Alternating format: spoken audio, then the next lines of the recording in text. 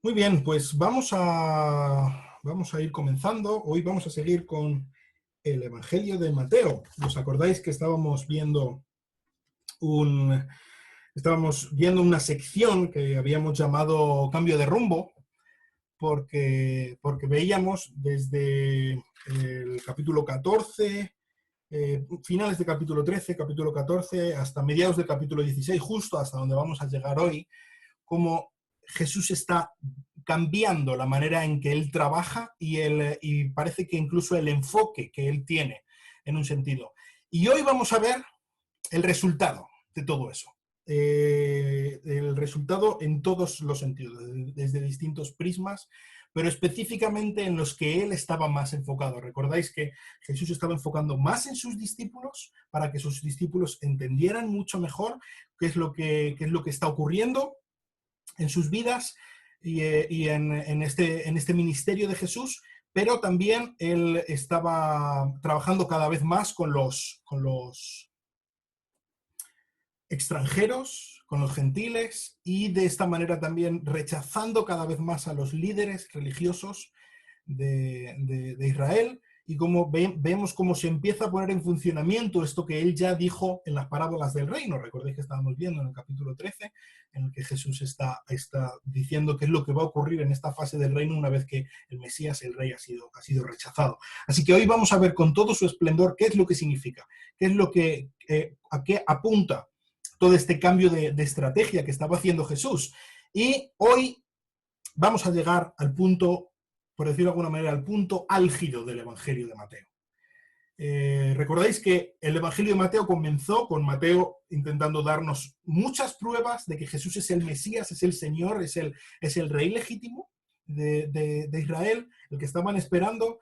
También empezó a hablar acerca del reino. Vimos en el capítulo 5 al 7, el Sermón del Monte, cómo Jesús también demuestra su autoridad para ser el rey, para traer este reino, como él manda a sus discípulos también para que prediquen el Evangelio del reino y les da autoridad. Y llega un momento en el capítulo 12, en el que 11-12, en el que él empieza a decir que tienen que tomar una decisión. ¿Os acordáis que hablábamos que la fe es una decisión informada? Tomar en cuenta las pruebas que Jesús estaba dando y tomar una decisión y apostar tu vida por esa decisión. El pueblo tomó una decisión. Aquella generación de israelitas rechazó a Cristo. Y por lo tanto, Jesús les dijo en las parábolas del reino que todo esto, todo el reino de Dios iba a dar un giro inesperado. Y que estamos ahora hasta que el rey vuelva en un momento del reino que no se esperaba. Un momento en el que el reino ha sido inaugurado pero aún no ha sido consumado. Es un tiempo como entre medias, es un ya pero todavía no. Y vemos ahora cómo se está empezando a poner en práctica todo esto que Jesús estaba ya anunciando. Así que vamos a ver una historia, o más bien varias historias en las que vemos negro sobre blanco cuál es la situación. Negro sobre blanco, qué es lo que está ocurriendo como consecuencia de este cambio de rumbo que dio Jesús. Y digo que es el punto álgido porque vamos a ver qué es lo que pasa con los discípulos, vamos a ver cuál es el resultado de lo que Jesús estaba diciendo, pero también es justo a partir de ahora que los discípulos comprenden algo vital, que Jesús empieza su camino hacia la cruz. Y es justo en este momento en el que hay un cambio, un giro en el guión del Evangelio de Mateo, que lo veremos a partir del próximo texto, a partir del 21 que estaremos viendo del capítulo 16. Estamos en Mateo capítulo 16, por cierto, y vamos a ver hasta el versículo 20, los primeros 20 versículos del capítulo 16 de Mateo. Pero antes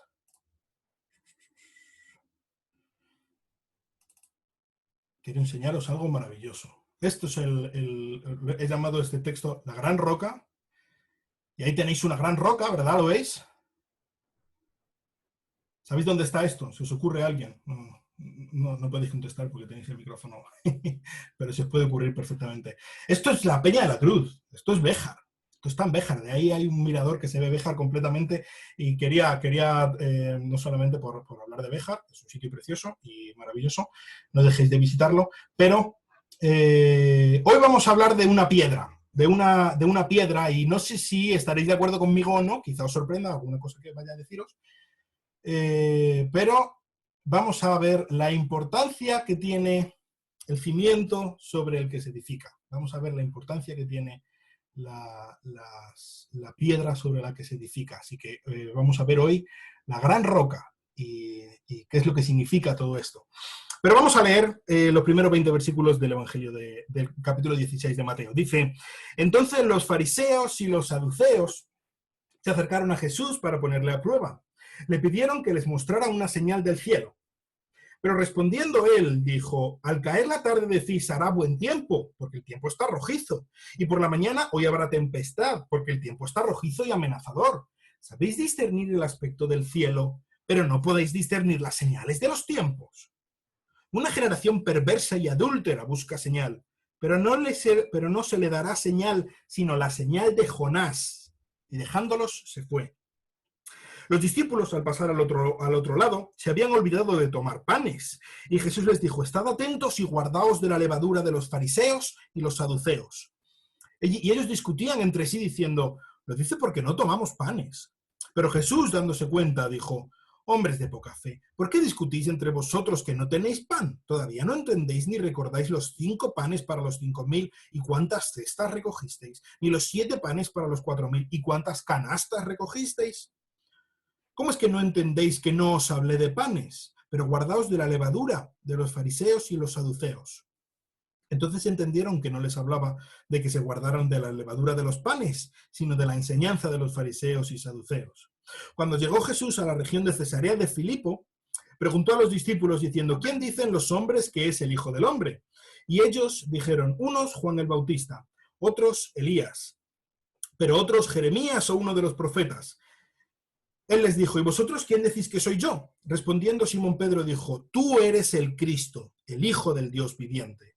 Y Jesús respondiendo le dijo: bienaventurado eres, Simón, hijo de Jonás, porque esto no te lo reveló carne ni sangre, sino mi Padre que está en los cielos. Yo también te digo que tú eres Pedro, y sobre esta roca edificaré mi iglesia, y las puertas del Hades no prevalecerán contra ella. Yo te daré las llaves del reino de los cielos, y lo que ates en la tierra será atado en los cielos, y lo que desates en la tierra será desatado en los cielos. Entonces ordenó a los discípulos que a nadie dijeran que él era el Cristo.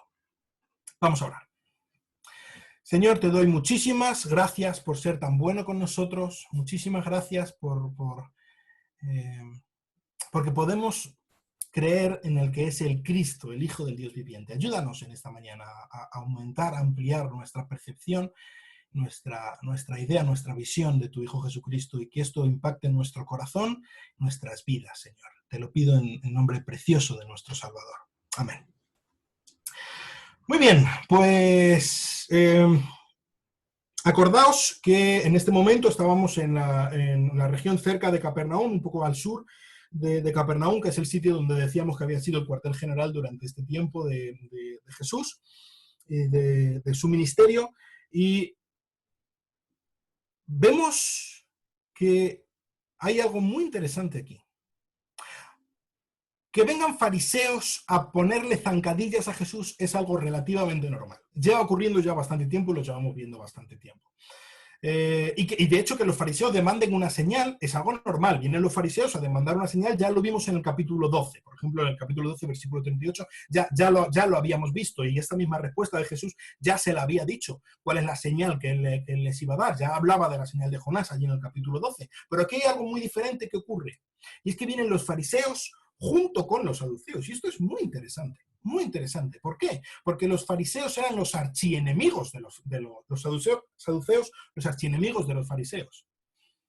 Eran las dos sectas antagónicas, estaban en disputa constantemente, eran los grandes enemigos. Pues aquí los tenemos unidos para ponerle zancadillas a Jesús. Aquí tenemos a estos dos enemigos. Entre ellos se han unido y han hecho una piña para intentar ponerle pruebas a Jesús para intentar que Jesús caiga. Y pues esto es muy, muy interesante. Así que vienen ellos dos y le piden a Jesús una señal del cielo. Una señal del cielo, obviamente, de que Él es el Mesías, de que Él es el que tenía que venir. Y esto es muy interesante, porque simplemente mirad todo lo que acabamos de ver que ha hecho Jesús. Y vienen y le piden una señal del cielo. ¿Qué es lo que estaban diciendo al pedirle una señal del cielo? Pues por una parte le estaban diciendo, muy bien, mucha gente ha visto tus milagros y todo lo que tú quieras, pero nosotros somos los que tenemos que decidir. Cuidado, nosotros somos los que tenemos la capacidad, la legitimidad de decidir si tú eres el Mesías o no.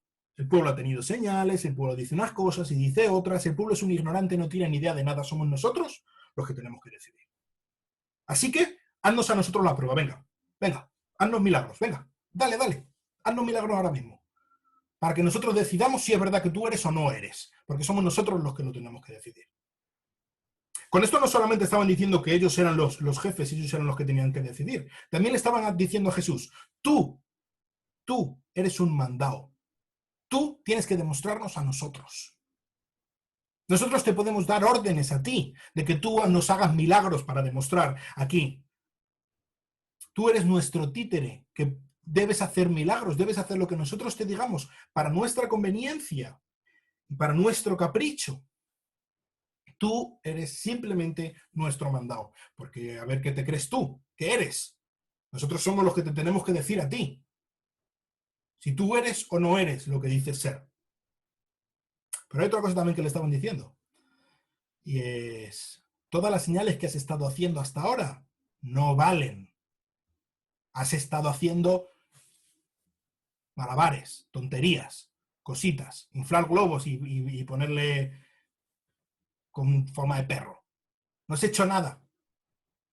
Haz algo bueno, que no has hecho nada bueno. Fijaos todo lo que le estaban diciendo a Jesús. Y Jesús les echa en cara algo muy curioso. Estaba intentando traducir a nuestro tiempo lo que les está diciendo Jesús. Jesús lo que les dice es, mira, vosotros sois muy inteligentes, muy sabios para saber si el cielo está de esta manera, si va a llover y tal. O sea, tenéis toda la capacidad del mundo de poder tener una conversación de ascensor. ¿Verdad? Pues ha quedado buena tarde. Pues sí, tal. Mañana parece que va a llover. Tal. Muy bien. ¿Pueden tener una conversación de ascensor? Perfectamente. Están muy capacitados para tener una conversación de ascensor. Pero ahora, lo más importante que ha ocurrido en la historia está ahí delante de sus narices y no son capaces de verlo. Y están ahí con sus tonterías y con sus cosas de que si yo soy importante, a ver, hazme la señal a mí, para que yo decida. Son unos necios. Están pensándose que son cosas importantes cuando realmente no tienen ninguna importancia. Y lo más importante, lo más trascendente que ha ocurrido no solamente en su vida o en la vida de sus padres y sus abuelos, en toda la historia de toda la humanidad está ahí delante de sus ojos y no son capaces de verlo. Tan ignorantes, tan necios, tan estúpidos son. Y todo lo importantes y todo lo grandes que se creen que son. Así que los discípulos van con Jesús y cruzan al otro lado del lago, el lago de Galilea, y cruzan a la otra orilla y Jesús les empieza a hablar. Parece que ellos se han olvidado, los discípulos, ya lo decíamos antes, ellos están muy interesados por la comida, se han olvidado de coger panes y tal. Entonces Jesús les dice, tened cuidado con la levadura de los fariseos y de los saduceos. Tener mucho cuidado con ellos. Y ellos pues, empiezan a discutir, pues está hablando de la levadura, así que es por el pan, nos va a echar la bronca porque no hemos cogido pan. Y Jesús les dice, pero ¿en serio vosotros sois tan necios vosotros como los fariseos y los saduceos que me han estado diciendo cosas? ¿Sois tan necios como ellos? ¿De verdad estáis otra vez poniendo la mira en las cosas que no son importantes? ¿Acaso no me habéis visto cómo con 5 panes se ha alimentado a 20.000 personas? ¿Cómo con 7 panes se ha alimentado a 15.000 personas?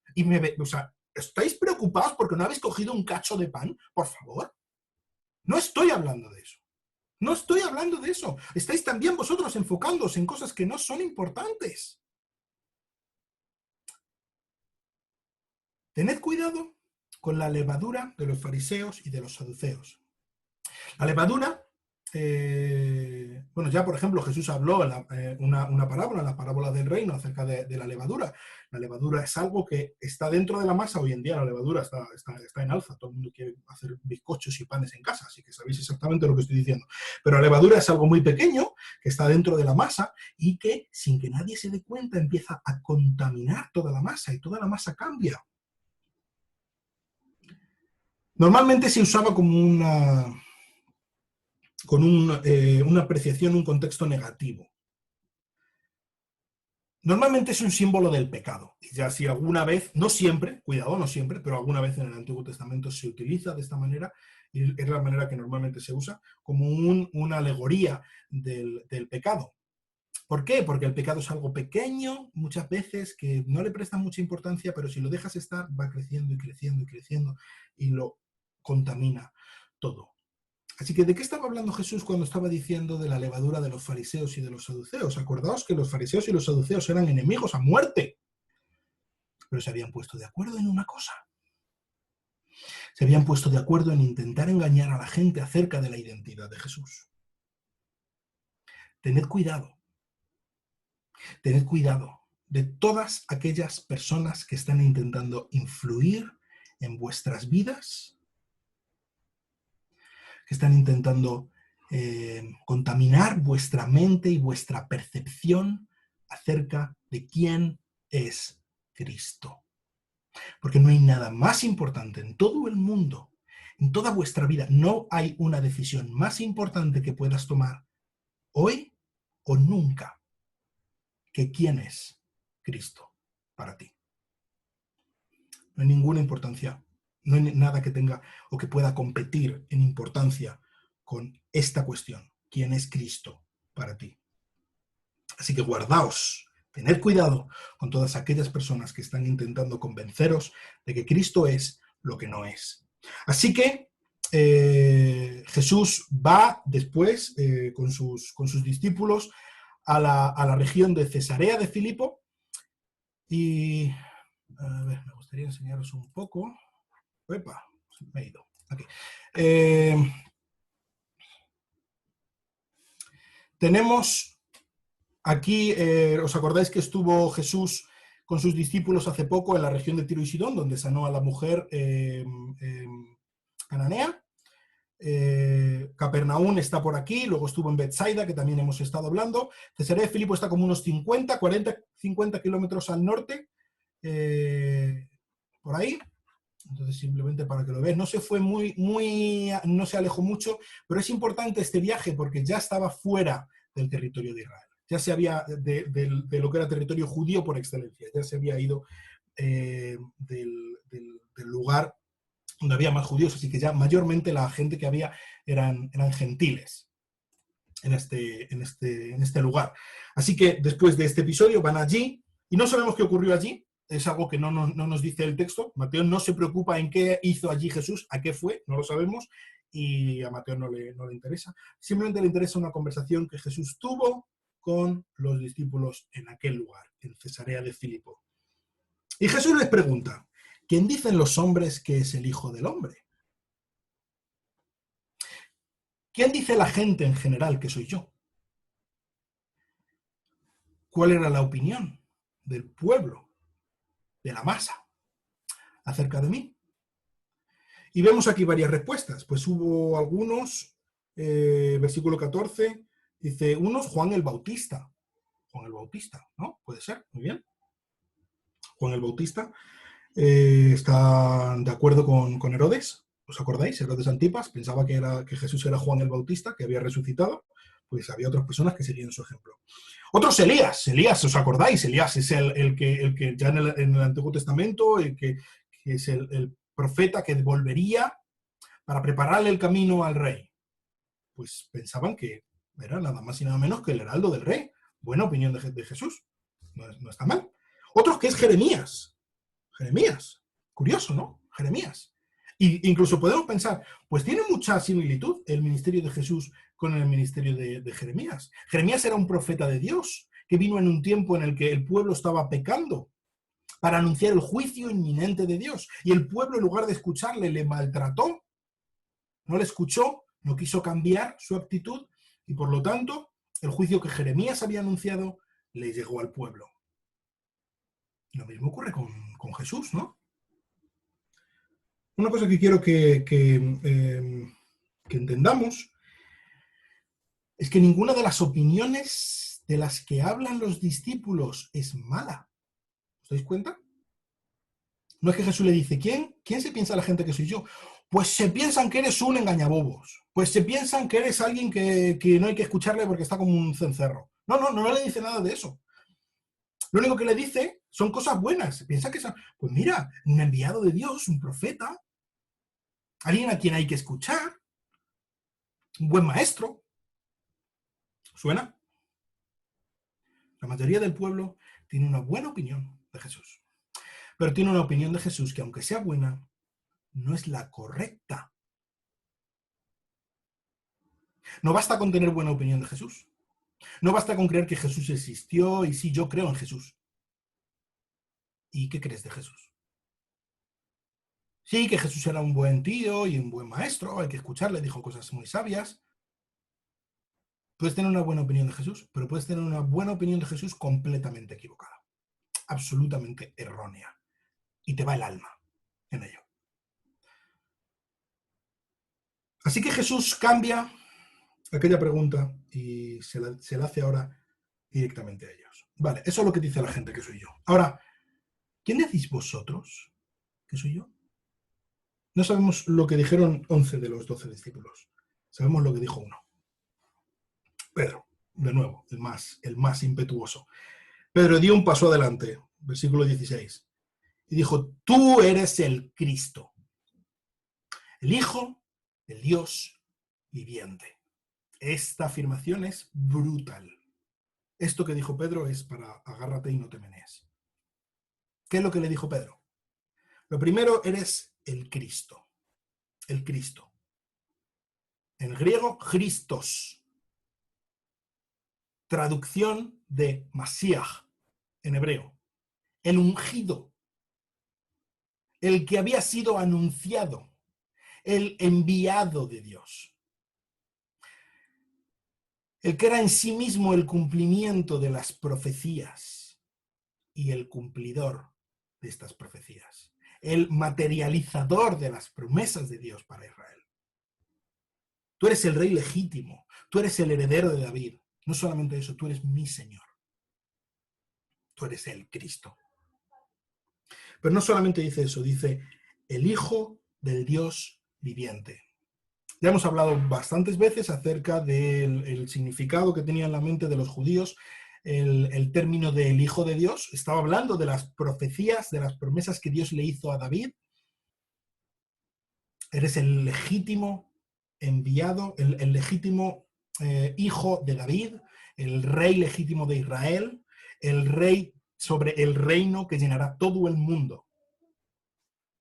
Pero aquí no solamente se queda con que eres el Hijo de Dios, dice que eres el Hijo del Dios viviente. Literalmente algo así como el Hijo del Dios cuya característica es que está vivo. Y esto no se puede, acordaos que estábamos en medio de un lugar gentil. Esto es claramente en contraposición con los dioses o los hijos de dioses de los gentiles, de las religiones gentiles. En contraposición a todos ellos. Tú eres el Hijo del Dios que vive. No el hijo de los dioses muertos. No el hijo de un Dios que es una estatua. No que es un Dios que es un mito. No un Dios que nosotros tenemos que hacer algo por él. No. Tú eres el Hijo del Dios real. Del Dios que está vivo, que siempre vive, cuya esencia es la presencia eterna. La existencia para siempre, el Dios que siempre está vivo, el Dios que mantiene la vida, que creó la vida, que la sustenta. Eres no una idea, no un mito, no una cosa difusa, eres el Hijo del Dios que vive. Tanto es el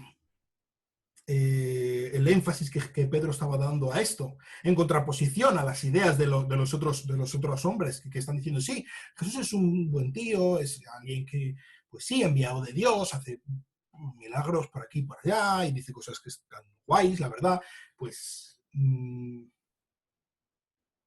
Pedro le está poniendo como alguien sumamente especial. Tú eres el único, el legítimo. Tanto es así que en esta corta afirmación de Pedro, tú eres el Cristo, el Hijo del Dios viviente, en el original, usa 4 artículos determinados. Y si no, se os ha olvidado ya de las clases de escuela lo que es un artículo determinado, os lo voy a decir tal y como lo dice en el original. Dice, tú eres el Cristo, el Hijo del Dios, el que vive. Él, el único. No eres un hijo de un Dios. Eres el Hijo, el Cristo, el Hijo del Dios, el único Dios que vive. Así que esta afirmación de Pedro, de verdad que es muy fuerte, es muy potente lo que Pedro le está diciendo a Jesús. Pero la respuesta de Jesús a Pedro probablemente sea algunas de las palabras que más ha impactado la historia de la humanidad. Y vamos a intentar explicarlo un poco, qué es lo qué significa y por qué tiene tanta trascendencia esto de que ha dicho, que le responde Jesús. Versículo 17, Jesús le dice, bienaventurado eres, Simón, hijo de Jonás, porque esto no te lo reveló carne ni sangre, sino mi Padre que está en los cielos. Lo primero que le dice Jesús es que, bueno, le dice, bienaventurado eres, bendito, alegre. Perdón, versículo 16,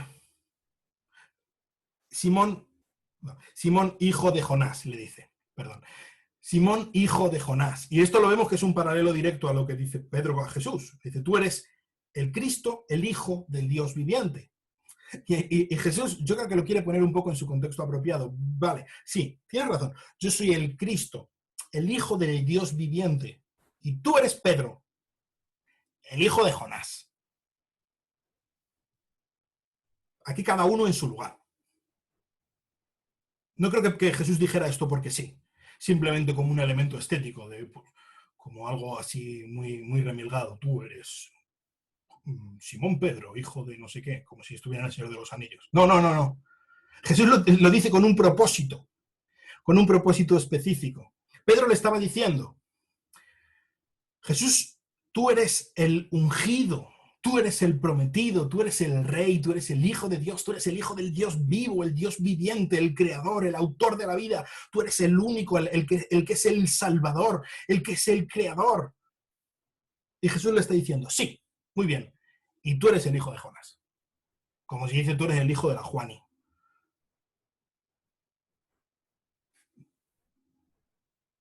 Que por muy bellísima persona que fuera Jonás, desde luego no era el Dios viviente.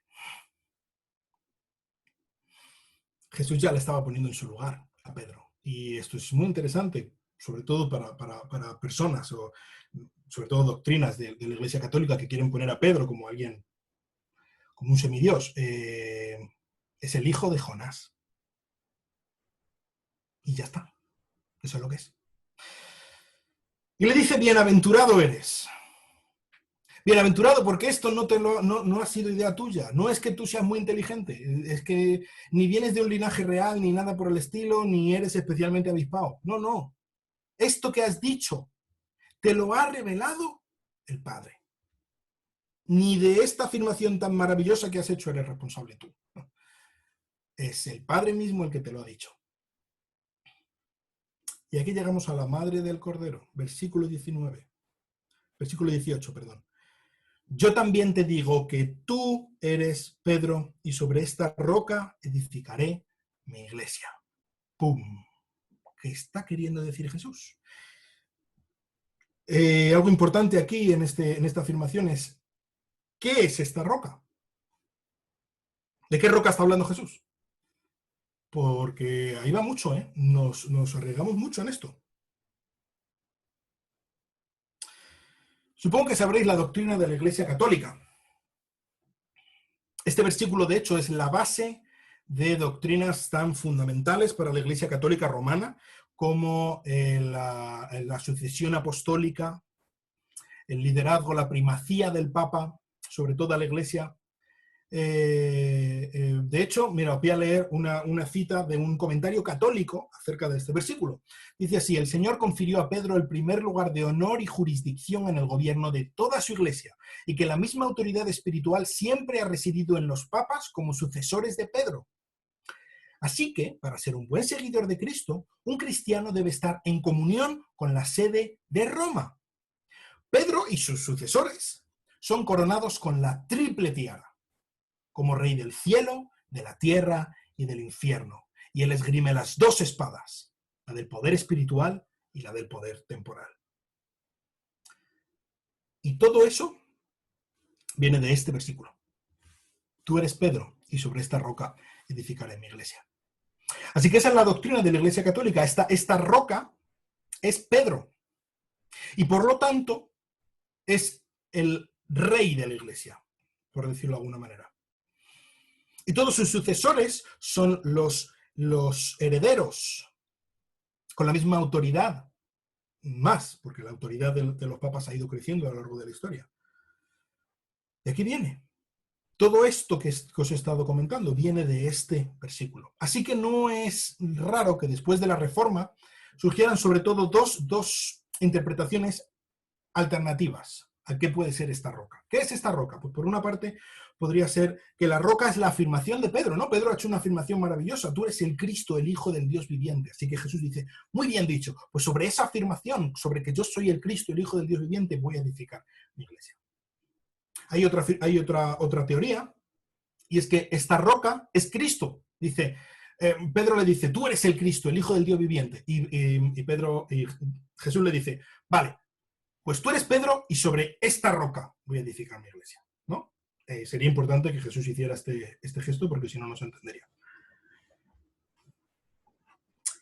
Yo creo que estos dos intentos tienen una buena base o intención, pero no son sino un intento de tratar de esquivar la doctrina tan perniciosa, tan dañina a lo largo de la historia de la institución del papado.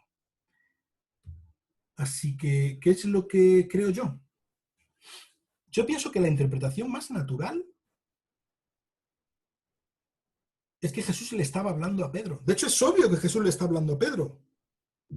Dice: tú eres Simón, porque esto no te lo reveló. Versículo 18, tú eres Pedro. Versículo 19, yo te daré. Está hablando a Pedro. Yo creo que es Pedro. Además, Pedro, en griego, Pedro es Petros, que significa piedra. Es verdad que hay un cambio de género, dice Petros, piedra, y sin embargo cuando dice sobre esta roca, lo pone en femenino, Petra.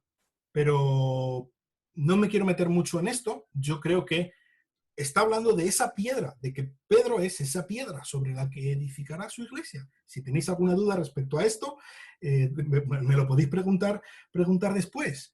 De hecho, el sobrenombre, el apodo de Pedro a partir de aquí es Pedro, Petros, y en Judea se le llamaba Cefas, o en arameo Kefa, que significa piedra. En este sentido, es la misma palabra. Así que estoy de acuerdo con la doctrina católica para nada. O sea, yo creo que es un insulto intentar basar toda esa enseñanza tan elaborada y tan antibíblica en ese versículo solamente, sin que haya nada más. Es absolutamente necio intentar sacar tanto de tan poco. Ahora, si Pedro es la piedra, entonces, ¿qué estoy diciendo? ¿Qué significa esto? Algunas consideraciones en este sentido. Pues la primera, Jesús no le está diciendo a Pedro que él edificaría la iglesia sobre él tal y como estaba en ese momento. Tal y como era. Una persona débil, una persona inconstante, una persona inmadura, una persona impulsiva. Jesús edificaría la iglesia sobre Pedro como un producto de su gracia. Jesús trabajaría con Pedro. Jesús moldearía a Pedro para que llegara a ser la persona que él quería que fuera.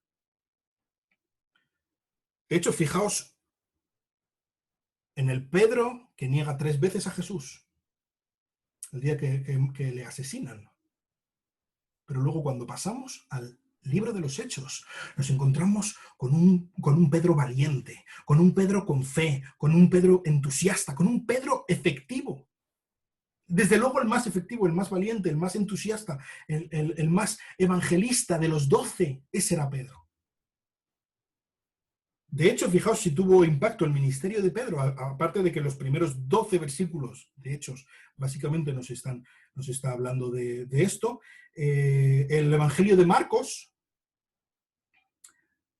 básicamente registra la predicación de Pedro. Marcos fue ayudante, traductor de Pedro, básicamente registra su predicación. Y no solamente esto, sino que fue la base para luego el Evangelio de Mateo y el Evangelio de Lucas. Es decir, 3 de los 4 evangelios vienen como el caudal de la predicación de Pedro. Ahora, esto no fue porque Pedro fuera un tío guay, un tío grande, un tío inteligente, un tío que merece toda la lealtad del mundo y vamos todos con Pedro, él es el rey de reyes, ni nada por el estilo. Esto fue sencillamente porque Pedro creyó en Cristo, porque Cristo pagó por sus pecados en la cruz, porque Dios, porque Cristo puede transformar personas débiles, personas cobardes, personas con la boca tan grande como Pedro, personas inútiles, en algo realmente útil. Así que si estoy diciendo que la roca es Pedro, no es mérito de Pedro, es mérito de Dios. Otra cosa, estoy diciendo que la roca es Pedro, pero como representante del resto de los apóstoles. Es sobre los apóstoles, y además lo podemos ver más adelante en la Biblia, por ejemplo, en el libro de Efesios, capítulo 2, versículo 20. Efesios, capítulo 2, versículo 20, dice así: edificados sobre el fundamento de los apóstoles y los profetas, siendo Cristo Jesús la piedra angular. No es el único aquí, Mateo, que está diciendo que edifica sobre los apóstoles. Es que, y también, por ejemplo, en Apocalipsis, en el capítulo 21, nos habla de que el cimiento de la ciudad eterna está el nombre de los 12 apóstoles del Cordero. Así que sí, son los apóstoles, representados por Pedro. Sí. Ahora, ¿qué significa esto? ¿Que Pedro es el Señor, el Rey de la Iglesia? ¿Que Pedro es un jefazo y todo el mundo tiene que obedecerle? Pues fijaos sencillamente en lo que dice Pedro en su primera carta, en el capítulo 5. Vamos a ver. Primero de Pedro, capítulo 5, versículo 3. Esto lo dice Pedro, el mismo Pedro, ¿eh? Tampoco como teniendo señorío sobre los que os han sido confiados, sino demostrando ser ejemplos de rebaño. Este es el modelo de liderazgo que tenía Pedro. Pedro no es un rey, no es el emperador de la iglesia. Pedro es un siervo. Y eso es a lo que estaba apuntando Jesús. Y eso es lo que entendió Pedro y lo que hizo Pedro. Ahora, los apóstoles edificarían o serían el fundamento, pero la piedra angular era Cristo. Y los apóstoles solamente serían el cimiento, en el sentido de que ellos apuntaban a Cristo. Ellos fueron los que el Espíritu Santo utilizó para escribir el Nuevo Testamento, para revelar el Nuevo Testamento que habla acerca de Cristo. Ya lo dice, por ejemplo, Jesús en el Evangelio de Juan, que el Espíritu Santo tomaría de lo suyo y se lo enseñaría a los apóstoles. Pero lo más importante aquí, fijaos, dice versículo 18, tú eres Pedro, y sobre esta roca edificaré mi iglesia. Jesús es el edificador de la iglesia. Y Jesús es el dueño de la iglesia. No es Pedro, ni nada que represente Pedro. Es Jesús. Jesús es el dueño de la iglesia. Jesús es el que edifica la iglesia. Pedro simplemente es un instrumento en las manos de Jesús para realizar esta tarea. Y le dice, sigue más adelante, le dice, las puertas del Hades no prevalecerán contra ella. Quizá pueda parecer un poco contradictorio, porque las puertas del Hades son como un elemento defensivo, unas puertas en una muralla, por ejemplo, y no prevalecerán, sobre todo, bueno, si lo vemos en el original, literalmente lo que está diciendo, no conquistarán como un elemento ofensivo. ¿Qué está diciendo aquí Jesús? Hay gente que piensa que aquí está hablando de la guerra espiritual, ¿no? Entonces hay que ir a conquistar los señoríos y los principados y expulsar demonios por aquí y por allá. No creo que esté hablando de eso, ¿sabéis? El término de la puerta del infierno, sobre todo en este tiempo, en la literatura rabínica, en lo que la gente entendía normalmente en este tiempo, las puertas del Hades son la muerte, el poder de la muerte. Jesús estaba hablando que ni la muerte podría con la iglesia. Aquí Jesús los estaba enviando, como ya dijo antes, como ovejas en medio de lobos. Era una misión imposible. Y ya lo dijo, por ejemplo, Jesús en la parábola del grano de mostaza, del crecimiento espectacular, algo muy pequeñito que crecería inexorablemente hasta llenar todo el mundo. Esto es lo que les estaba diciendo Jesús. Les estaba prometiendo que la iglesia sería indestructible, que ni siquiera la muerte podría con ellos, ni matándolos. Y esto es, sabéis, tenemos testimonio de algunos escritores romanos que dicen exactamente esto. En los tiempos, en los siglos en los que la iglesia fue terriblemente perseguida y masacrada, decían algunos escritores romanos, es que ni matándolos podemos por ellos. De hecho, la inmensa mayoría de los discípulos murieron martirizados. Jesús promete que su iglesia no sería sofocada ni siquiera con la muerte.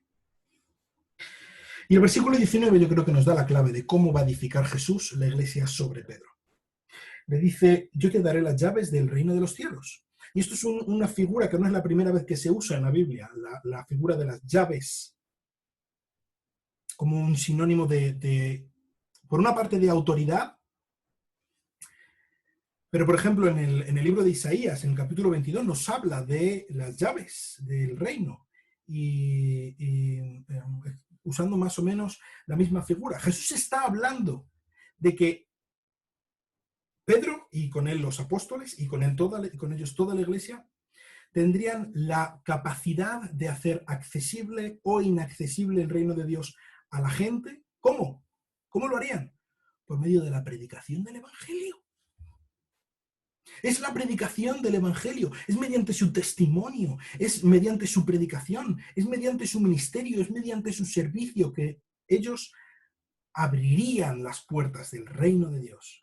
Y precisamente esto lo vemos en los primeros capítulos de Hechos, en los que vemos a un Pedro que predica, por ejemplo, en Hechos capítulo 2, y se convierten miles en un día. Y los judíos acceden a la iglesia ese día que nació la iglesia, por medio de la predicación de Pedro. También vemos como Pedro es el que lleva el evangelio a los samaritanos. Pedro es el que lleva el evangelio a los gentiles cuando va a hablar con Cornelio, y se convierten y reciben el Espíritu Santo y son bautizados. Es por esto que yo creo que Pedro es de quien está hablando, pero es algo muy, muy diferente a lo que piensan nuestros amigos católicos. No está diciendo que Pedro pueda hacer y deshacer a su antojo, no está diciendo que Pedro tendría la máxima autoridad y que nadie podría decirle nada. Pero Pedro sí tendría el privilegio, Pedro tendría la autoridad y tendría la responsabilidad de llevar el Evangelio a todo el mundo para de esa manera abrir las puertas del reino de Dios. Y hay mucho más que se podría decir de este texto, pero tampoco quiero extenderme demasiado en este sentido. Así que, ¿qué cosas podemos aprender acerca o sobre este texto? Pues sobre todo dos cosas, yo creo, que podríamos aprender para nuestras vidas. Y la primera es algo que es muy importante hoy en día. Y es que no basta con tener una buena idea acerca de Jesús. No es suficiente creer que Jesús existió y que era un buen tío. No es suficiente siquiera tener una idea correcta acerca de Jesús. Ni siquiera una buena teología te va a salvar. Jesús nunca, jamás se va a conformar con nada menos que una total y absoluta lealtad, con una obediencia ciega. Él es Dios, Él es el Rey de este mundo. Y Él no se va a conformar con nada menos que ser el Rey sobre tu vida. Él es tu única salvación. Él es tu única esperanza, tu única salida. Él es al que agarrándote, ni las mismas puertas del Hades podrán detenerte, como parte de la Iglesia.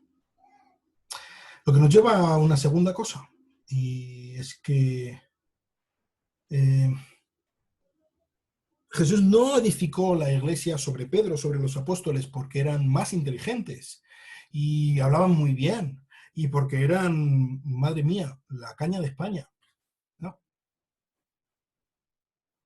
Jesús edificó sobre ellos, precisamente sobre ellos, sobre una panda de personas con la boca tan grande como Pedro, por ejemplo, con tanta ansia de gloria como, por ejemplo, los hermanos Jacobo y Juan,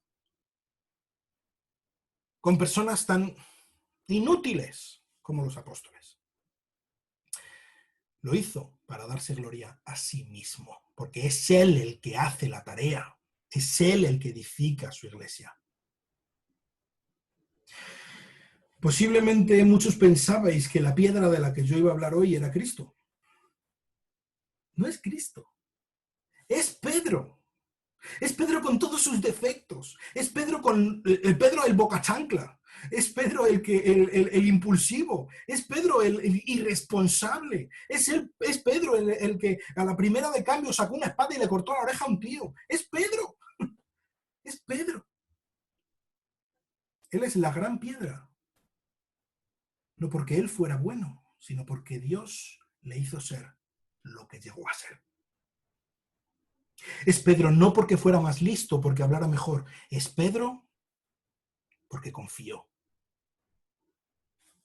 Porque le dio todo a su Señor. Porque se dejó hacer. Y me gustaría decirte algo en esta mañana. No eres demasiado pequeño. No eres demasiado inútil. No tienes demasiado poco dinero. No hablas demasiado mal. No eres demasiado poco inteligente.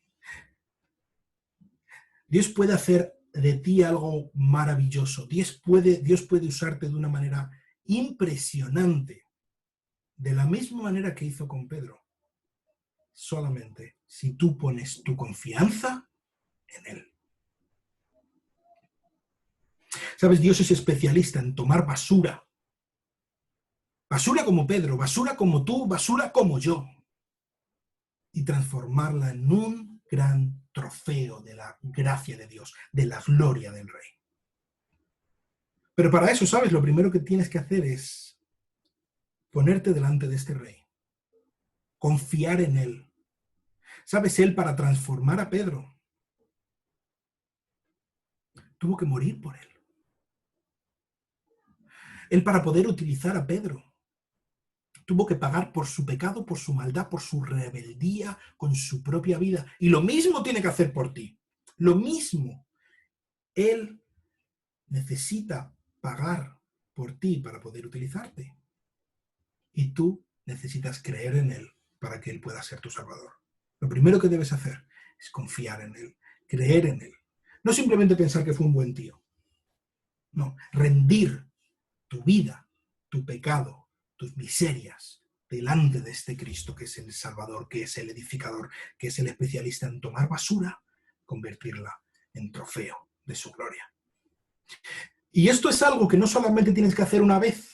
Quizá dices, bueno, yo esto ya lo hice hace mucho tiempo. No, esto es algo que tenemos que hacer cada día, postrarnos delante de Él y decirle, Señor, toma mi miseria, mi porquería y transfórmala en un trofeo para tu gloria, porque yo quiero servirte, porque yo quiero ser un instrumento en tus manos. Quiero decirte una cosa, jamás en tu vida has imaginado lo que Dios puede hacer por medio de ti si sencillamente te abandonas a Él, le obedeces, te rindes a Él.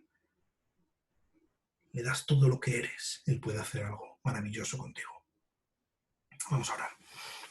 Señor, te doy muchísimas gracias por ser un transformador de porquería en gloria, Señor.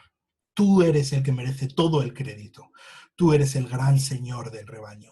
Tú eres el príncipe de los pastores, como el mismo Pedro dijo. Tú eres el gran Dios. Tú eres el gran siervo que nos enseñó a ser siervos y Señor a quien poder servir. Te pedimos que tú nos ayudes a confiar en ti, a desechar cualquier otra cosa que haya a nuestro alrededor y sencillamente poner toda nuestra fe, nuestra confianza en nuestra vida en ti, en obedecerte y abandonarnos a tu voluntad. Te lo pido en el nombre de Cristo. Amén.